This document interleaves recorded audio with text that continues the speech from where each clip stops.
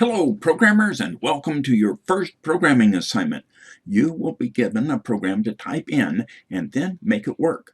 The discussion in this video gives a detailed description of the inner workings of the Paycheck program. It is not necessary for you to understand everything here. We will cover many of the details of C and C++ later and at a much slower pace. I am giving you the details of this program now for three main reasons. One, so that you will see why things are done the way they are. Two, when we later have a dedicated presentation of the individual pieces of this program, you can say to yourself, now I understand what he was talking about in the Paycheck program.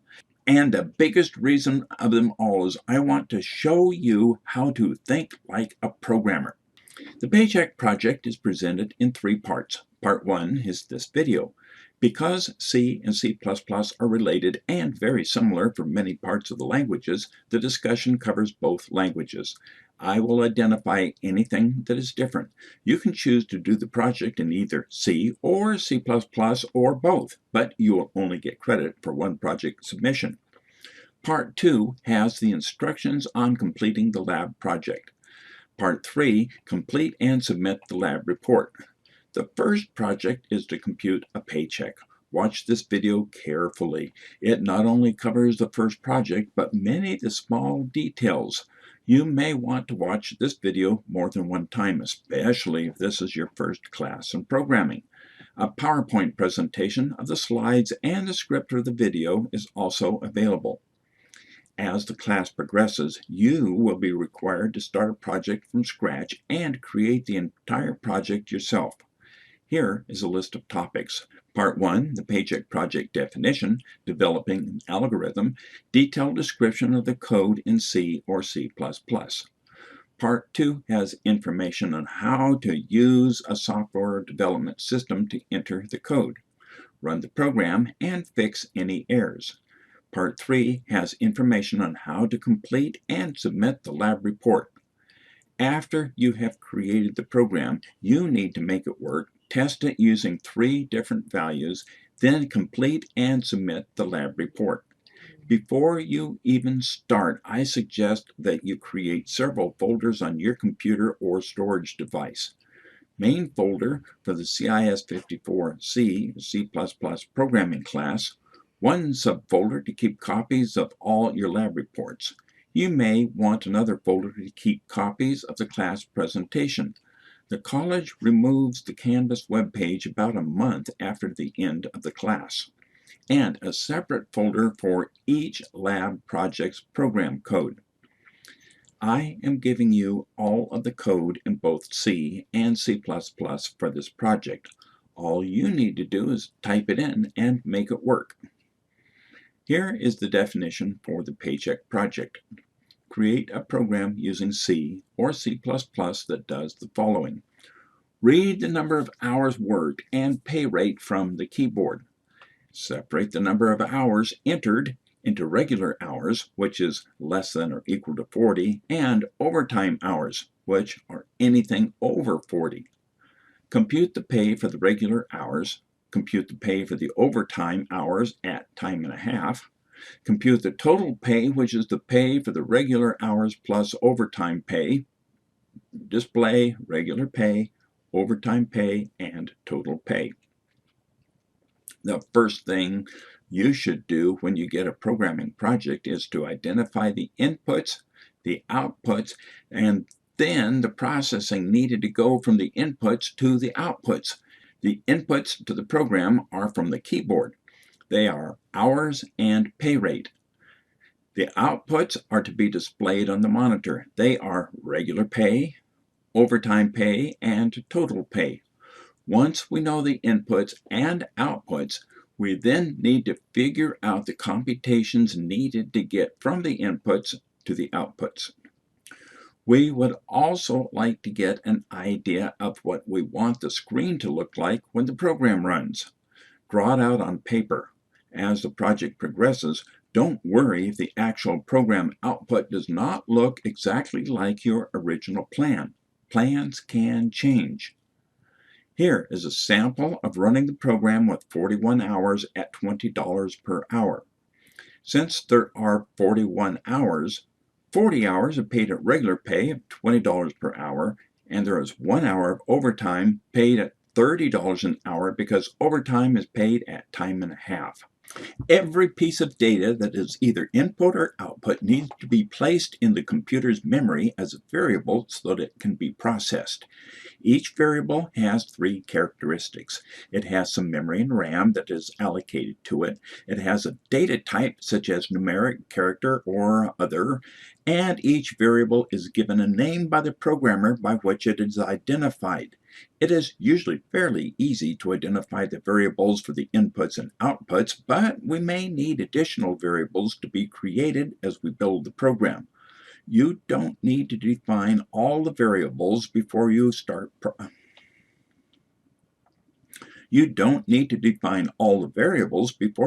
writing the program. You can create them as needed when you build the program. When we start writing the actual program, legal names need to be used for our variables and constants. Make variable names so that they make sense both to you and anyone who might be reading the program later. The only legal characters for names are capital letters A through Z, small a through Z, the digits 0 through 9, and the underscore character. Names you create can't start with the digits 0 through 9 and should not start with the underscore. Multiple English words can be combined together to form a variable name. To make it easier to see the individual words that make up a variable name, use either camel case or snake case. I am using camel case here. The first letter in the variable name is lowercase. Each English word that follows in the variable name is capitalized. For example, the English regular hours becomes reg hours. I am giving you all of the code for the Paycheck program, including legal variable names. The names I have chosen are hours, pay rate, reg hours, overtime hours, reg pay, overtime pay, and total pay. If you want to experiment, you can choose any meaningful name for each variable. For example, you could use regular hours instead of reg hours. You don't need to use the exact same names that I use, but whatever name you choose, it must be used consistently throughout the program. Overtime gets paid at time and a half.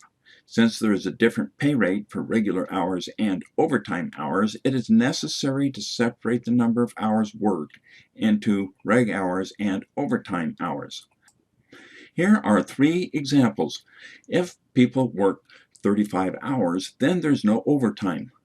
If people work 40 hours, there's still no overtime. However, if people work 45 hours, then the pay is computed at their pay rate for the first 40 hours, but the program needs to make a separate computation for the 5 hours of overtime. Pseudo code is fake code. It's not really in any computer language, it's more in English. A lot of times pseudocode is given to the programmer to say, here's how I want the program to work.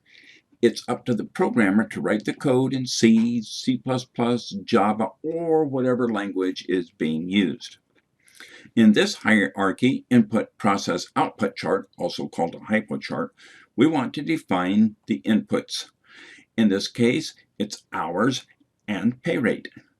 And the outputs, regular pay, overtime pay, and total pay. Once we know the input and the output, we then need to decide how to get from the input all the way to the output. We're going to read the hours and pay rate from the keyboard, determine the number of regular hours, determine the number of overtime hours, compute the regular pay, overtime pay, and total pay. Finally, display the regular pay, overtime pay, and total pay. This chart shows the sequence of events that occur as the program executes, when the input for hours is 41 and the input for pay rate is 20. Since 41 hours were input and overtime is computed at time and a half for anything over 40, the hours are separated into regular hours equal to 40 and overtime hours at 1. Once we have separated the hours, we can compute the pay for each category. Regular pay is equal to 800, which is 40 times 20. The overtime pay is 30 because there's 1 hour times the pay rate times 1.5 to get time and a half. The regular pay and overtime pay are added together to get the total pay. Finally, the regular pay, overtime pay, and total pay can be output to the monitor. In your mind, keep the program organized to input, process, output. I am going to use flowcharts to continuously break down the program into smaller, manageable parts. Flowcharts are used to represent different steps of a program. The most commonly used symbols are those in the left column. A circle or rounded rectangle is used to indicate the beginning or end. The parallelogram is used for input or output.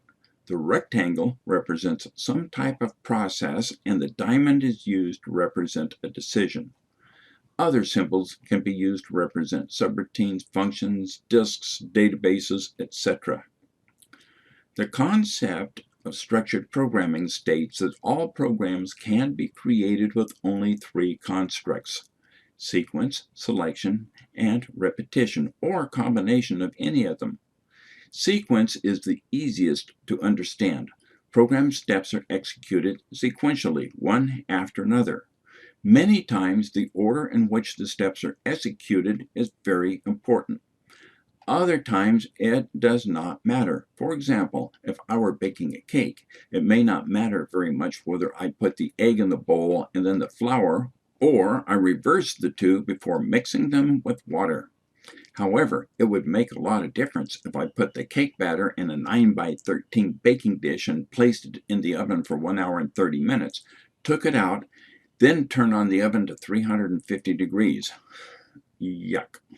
This simplified flowchart shows the sequence of steps that are required for the program. There are no loops, so the repetition structure is not needed. We can expand the Compute Paycheck box to show a lot more detail. Here I have expanded the flowchart to show more detail when computing the paycheck. The center column uses a diamond to represent a decision. The program needs to look at all the hours worked to see if they are less or equal to 40. In this case, the reg hours are set to the number of hours worked, and the overtime hours are set to 0. However, if the test condition is not true, that the hours are less than or equal to 40, that means that there is some overtime. Therefore, we set the regular hours to 40 and set the overtime hours to anything over 40. We can then proceed to compute the regular pay, the overtime pay, and total pay, and then display them. Program organization. Most of the programs you write will be organized like this. Use comments to place a title block at the top of each file. The title block identifies what this part of the program does, as well as the date, version, and programmer's name. It can be very frustrating later on when there are many files that make up one program, and you look at a file that contains code and have no idea what the code does. You then need to reanalyze or reverse engineer the code instead of just looking at a short description in the title block. Many companies want the programmers to place their name in the file in case anybody has a question about the file. The date and version numbers also help identify the latest version of the program. The first part of the real code contains the #include statements and any global variables and constants. Next is the main body of the program with its 4 subsections: list of variables, input, process, output. Next, convert the algorithm into code. The C and C+ programs are very similar.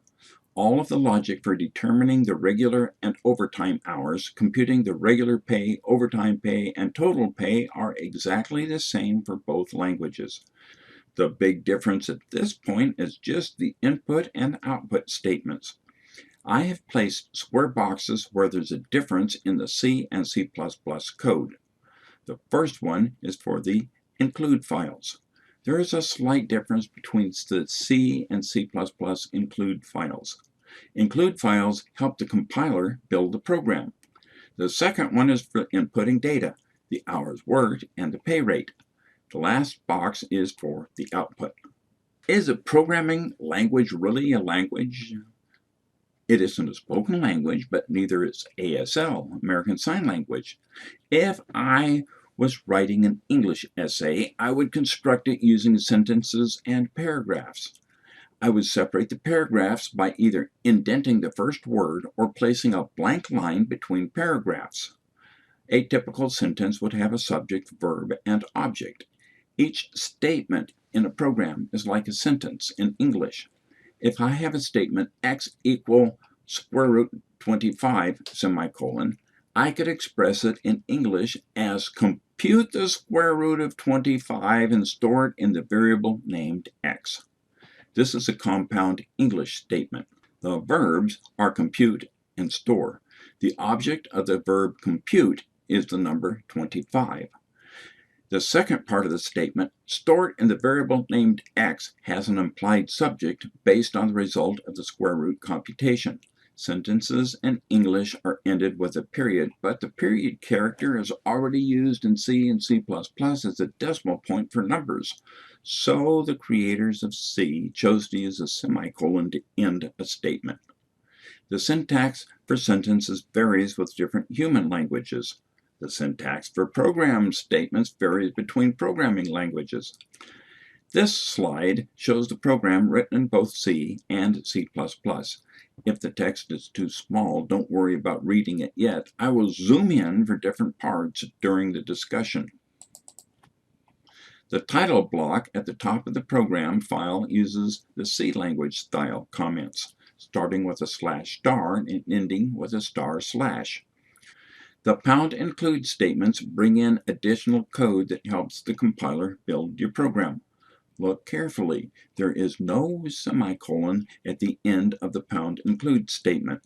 Some other programming languages use the word import instead of #include. The C language needs the #include open angle bracket stdio.h close angle bracket to correctly compile the scanf and printf statements used for input and output. It is proper to pronounce stdio.h either by its letters stdio.h or call it standardio.h, but not studio.h. There is no U in stdio.h, and this has nothing to do with the rock and roll recording studio. Look at the C style comments, /*,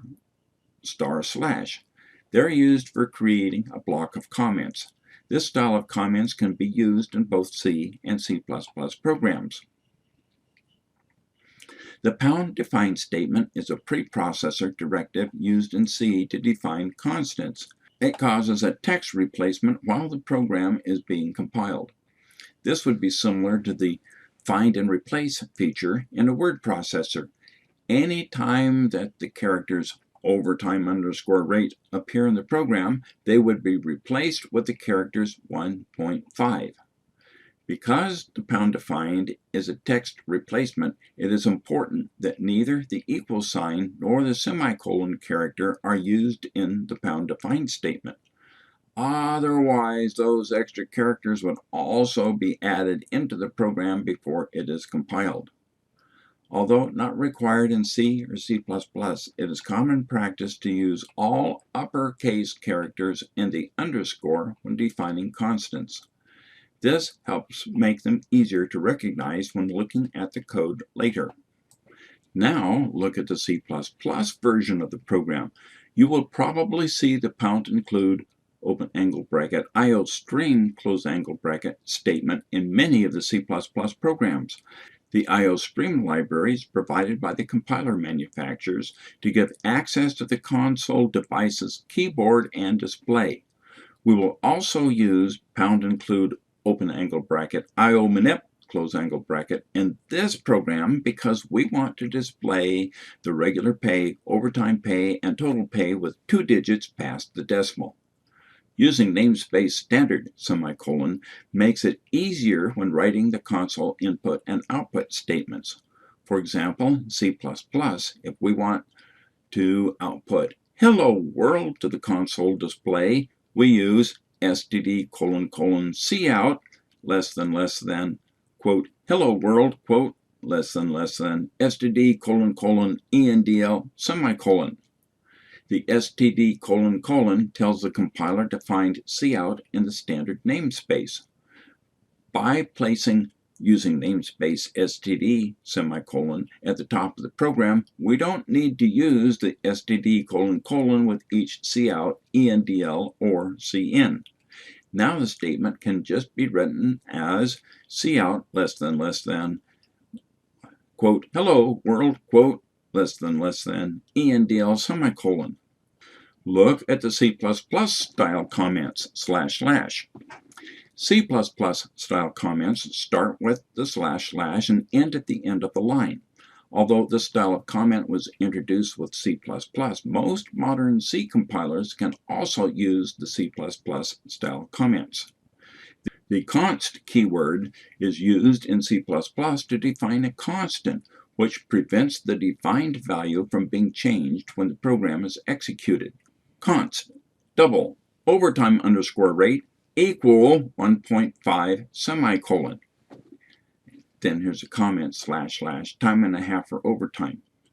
Instead of a text replacement, we are actually creating data with its associated data type and using the equal sign to assign it a value. The semicolon is used at the end of the assignment statement. We now have the value 1.5 stored in memory, and it has a data type of double.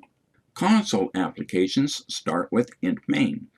You can use either int main open parentheses int argc comma character star argv open square bracket close parentheses, or int main open parentheses close parentheses. The argc and argv parameters are only needed when a different program is passing data directly into the program that you are writing. The curly braces are used to identify the start and end of a block of code or data. Many other programming languages use words begin and end instead of curly braces. I suspect that the original developers of the C language did not like to do a lot of typing and thought, wow, I wonder what I can use this character for. This program is using the double data type for variables. Double means double precision floating point number. Variables can be declared individually, one per line, or multiple variables of the same data type can be declared on the same line. Some companies require each variable on its own line. If you do place more than one variable on the line, they should at least be related to each other. The first column shows each variable on its own line. The second column shows more than one variable declared on some of the lines. When writing a console application, it is necessary to output a prompt to the screen to request the data from the program's user. If you don't have a prompt message, all the user will see is a flashing cursor, won't know what to do, and will probably think the program crashed. C programs use the printf statement to output to the console screen, and scanf or scanf_s to read from the console keyboard. C++ programs use cout to output to the console screen and cin to read from the console keyboard. If you want to sound like a cool programmer who is in the know, watch how you pronounce these names. Scanf, printf, cin, cout. Scanf is short for formatted input scan. Printf is short for formatted print. Regardless of whether you want to concentrate in C or C++, you should learn how to use printf. It appears in Java and many other languages. C++ uses cin and cout for inputting and outputting to the console. If you pronounce cin as sin, people might think you're trying to lead a church congregation instead of writing a C++ program. Cout is pronounced as cout, not cout. The scanf statement in a C program is a little complicated to understand. The first thing to notice is that I'm using scanf_s instead of just plain scanf. The plain scanf has been deprecated, which means that it is old and out of date, but is still used by many versions of C, including in Apple's Xcode. The original scanf could cause problems when reading a string of text characters if someone typed more characters than scanf was expecting. This could cause a buffer overflow, resulting in the program to crash, or provide a way for evil people to insert a virus. Microsoft has updated their version of scanf and called it scanf_s. The _s means secure. Apple has updated their version of scanf, but still calls it scanf. When writing a prompt message, I like to end the prompt with a colon and a space. The space after the colon is used to make the screen look nice so that the user's typing won't be smashed right next to the prompt. The first parameter in a call to scanf is the format string. It is surrounded by double quotes. The format string tells scanf what type of data is expected to be typed at the console. The Paycheck programming is using quote %LF quote in the format string because it is expecting data that may have digits past the decimal, and the input is going to be stored in a variable named hours whose data type is double. Double is also known as long float. When you're typing in the program, make sure that you type lowercase letters for %LF using a small f and not the number 1. Those number 1 and small l look almost identical for most fonts. Each part of the program likes to protect its own area of memory and its own data. It is like there is a magic barrier between the scanf routine and your program that under normal circumstances can't be crossed. Since scanf needs to place the data it read from the keyboard into your part of the program, it is necessary for your program to provide the address of your variable to scanf. For example, if the 4 characters 37.5 are entered at the keyboard and the scanf control string is %LF, scanf will internally convert those 4 characters into a floating point number 37.5. Because your program is providing the memory address of its own variable named hours, scanf knows where to store the data in the memory location that belongs to your part of the program. As used here, the ampersand is called the address of operator. Just to make things confusing later, the ampersand can have different meanings depending on where it is used. With C++, cout uses the insertion operator, less than, and cin uses the extraction operator, greater. They are referred by these names with the idea that cout is inserting data into the output stream and cin is extracting data from the input stream. The easiest way to remember which ones to use is to think of them as arrows and look at the direction they are pointing. Data is going out to the console for cout. Data is going from the keyboard when using cin and being placed into a variable. We have finished the input section of the program. Now it is time for the process part of the program. We can use the values that were input to compute the actual paycheck. The first thing that needs to be done is to separate the overtime hours from the hours that were input at the keyboard. The if-else statements are used to determine the number of regular hours worked and the number of overtime hours. The if statement has a logical expression enclosed within the parentheses, open parentheses, close parentheses, that is testing to see if the hours are less than or equal to 40. The logical expression must evaluate to either a true or a false.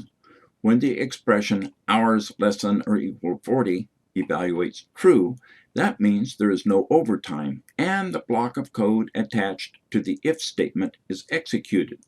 When the expression evaluates is not true, the block of code attached to the if statement is skipped over, and the code attached to the else statement is executed. Be careful that you do not put a space in between the less than equal operator. I know there are spaces in English when we say less than or equal, but the two characters less than equal form the comparison operator in C and C++. Also, be very careful that you do not put a semicolon at the end of the if statement or at the end of the else statement. There is no overtime if the logical expression evaluates to true. So just set the regular hours to the number of hours worked and the overtime to 0. When the expression is not true, the block of code attached to the else statement is executed. Then there is overtime. The first 40 hours get paid at the regular rate, but anything over 40 gets paid at time and a half. Set the regular hours to 40 and the overtime hours to anything over 40. This program can process a paycheck that does not have overtime, 40 hours or less, also a paycheck that has overtime, more than 40 hours. It is important to test both conditions. It is also important to test the program at 40. That way, we are testing the program for less than 40, equal to 40, and greater than 40. It is not necessary to test the program for every possible value that is less than 40 or every possible value that is greater than 40. The computations for regular pay and overtime are fairly straightforward. Reg pay equal reg hours times pay rate. Overtime pay equal overtime hours times pay rate times overtime rate. The overtime rate is from the constant 1.5 at the top of the program. The total pay is the sum of reg pay and overtime pay. We have finished the compute part of the program. Now it is time to output the results.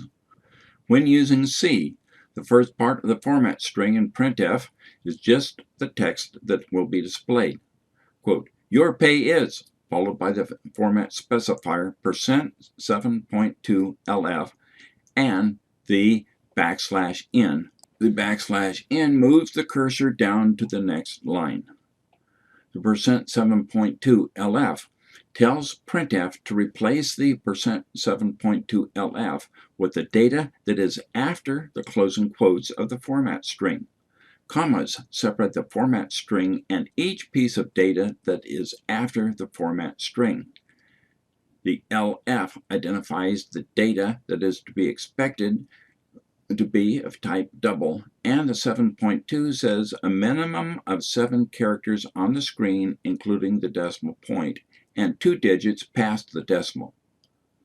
By using the same spacing of 7 positions on the screen helps us line up the numbers when outputting them. If pay were computed at 803.0, then the output on the screen would show your pay is, and then some spaces, 803.00, and the cursor would move down one line because of the \n. Remember how printf displays 2 digits past the decimal. You will need this in future lab assignments for any programs written in C.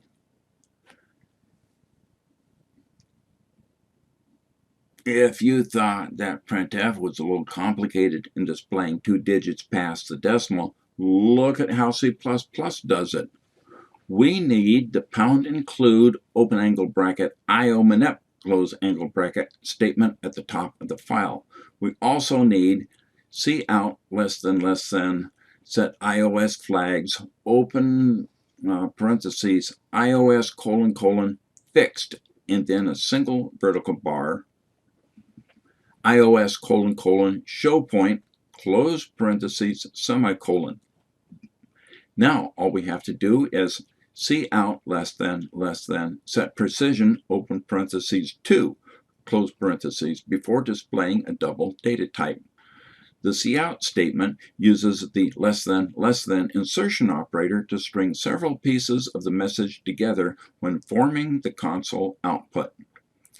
Cout quote, pay for regular hours, space, quote, setw, open parentheses 7, close parentheses, reg pay, endl, semicolon. Has 4 parts. The first part is just a string of text characters that are displayed exactly as shown within the double quotes. The set w, open parentheses 7, close parentheses, sets a field width to use 7 character positions on the screen for the piece of data that follows. Then we have the data that is to be displayed, and finally endl to cause the cursor to move to the next line. Make sure that you type the last letter of endl as a lowercase l. endl moves the cursor down to the next line on the screen. Using endl twice moves the cursor down 2 lines, which gives you a blank line on the screen. Depending on which development system you are using, you may need to insert the line system, open parentheses, quote, pause, quote, close parentheses, semicolon, right before the return 0 to prevent the output window from closing immediately after the program ends and before you even have the opportunity to look at the output. This will not be necessary if you are using Xcode or NetBeans. It also won't be necessary if you use the Control F5 to start a Microsoft Visual Studio C++ program without debugging. This may seem like a big task for your first program, but a lot of the code is missing to make a robust program that is more user-friendly and able to detect and handle bad inputs. Here are some of the things that are missing that we will need to learn how to process in later projects. Check for negative hours or pay rate. Check for hours greater than 168. There are only 168 possible hours in a week. Check for excessive hours or pay rate. Check for illegal inputs. Congratulations on completing your first C or C++ assignment. I hope that you were not only able to complete just the lab report and submit it, but also that you gained an understanding of how this program works. Refer back to this lab assignment when working on future labs for instructions on creating a C or C++ program. Bye.